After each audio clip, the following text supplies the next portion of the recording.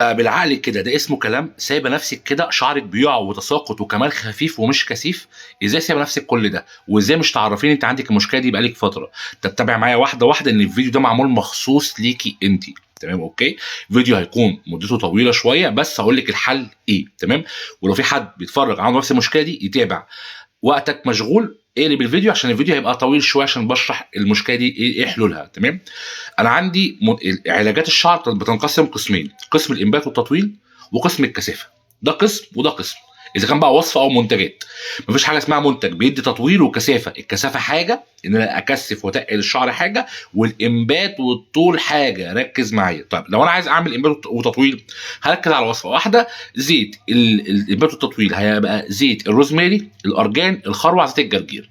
هنخلط الخلطه مع بعض كلها وهنحطها على فروه الراس. الفروه نحطها على الفروه وهنسيبها من ساعه لساعه ونص قبل الاستحمام ونغسل شعرنا.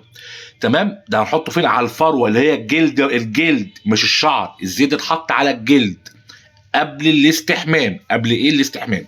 ده بالنسبه كده لموضوع الانبات. هنعمله مرتين في الاسبوع، 3 مرات في الاسبوع. ده الشعر بدا ينبت ويوقف تساقط تماما تماما. كده حلينا مشكلتين بوصفه. طب الوصفه الكثافه هنعمل ايه؟ هنجيب علبه هير ماسك او اللي هو اسمه حمام كريم. هنحط عليه معلقتين مايونيز، وهنحط عليه كمان شويه زيت ارجان مع شويه زيت روزماري.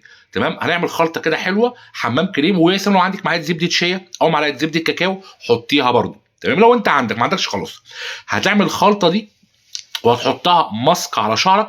تمام.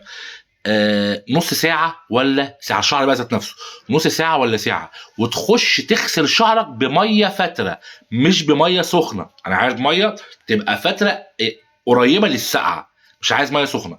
وتشطف بميه ساقعه. هتلاقي شعرك اتظبط. شعرك بدا يتقل وكثافته تزيد وبدا يبقى سماكته عاليه. وبعد اذنك بلاش شامبو. هتيجي تقول لي طب ايه ده شعري يبقى مدهن؟ شعرك بيدهن بالوصفه دي لو انا هحط ميه سخنه.